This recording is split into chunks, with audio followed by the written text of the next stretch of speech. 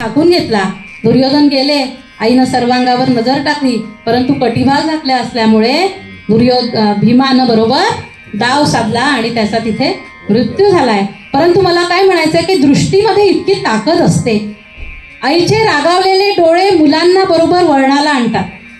मुलाचं जर कोणी दुसरं कौतुक करत असेल तर आई असं नाही म्हणणार, हो बेटा हो तू असाच आहे, असं नाही म्हणणार, डोळ्यांनी दाखवते.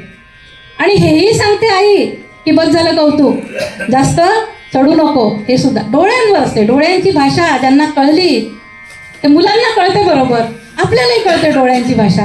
एवढी ताकद त्या डोळ्यांमध्ये असते. कौसल्य म्हणून माझ्या डोळ्यांचं रक्षण कौसल्येच्या मुलानं करावं. पुढे काय, विश्वामित्र प्रिय श्रुती. आता विश्वामित्रांचा आणि कानांचा संबंध काय?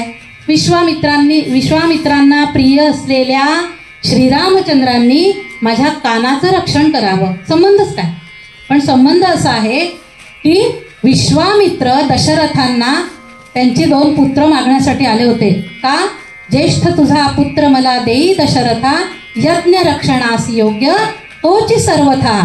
दशरथा म्हणाले माझे मुलं लहान आहे आणि राक्षसांची वगैरे ते खेळणार नाहीत, त्यांना मारणार नाही. बालम मे तनयम ब्रह्म नैव दास्यामि पुत्रकम. माझी मुलं लहान आहे, मी देणार नाही. पण विश्वामित्र म्हणाले दशरथा मला तू नको, मला तुझं सैन्यही नको, माझ्या यज्ञाच्या रक्षणासाठी तुझी मुलंच मला हवी आहे. शेवटी द्यावी लागली. आता ती लहान होती, शिक्षणाचा विचार केला असेल ना त्यांनी, परंतु विश्वामित्रांनी ह्या मुलांना चालता चालता ज्ञान दिलेलं आहे. अगदी वळणावळणावर पावला पावलावर विश्वामित्रांनी ज्ञान दिलं आहे.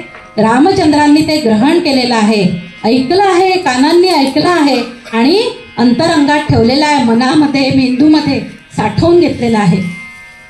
आपल्याकडे श्रवणाचीच महत्त्व होतं.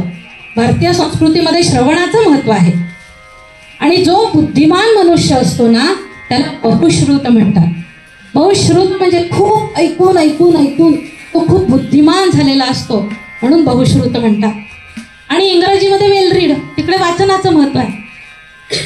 पण आपल्याकडे मात्र श्रवणाचं महत्त्व आहे. तुम्ही बघा ना, लहान मुलं आपण जे म्हणतो ते त्यांच्या कानावर पडतं आणि ते सुद्धा जसंच्या तसं म्हणतात. मला आठवतं आमची आजी लिहिता वाचता येत नव्हतं, शिकली सवरली नव्हती, परंतु तेव्हा हरिपाठ म्हणायची. आमचा तेव्हापासून अगदी लहान 5वी-6वी पण नाही, 5-6 वर्षाची असतापासून हरिपाठ पाठ आहे. रामरक्षा तिनेच शिकवली.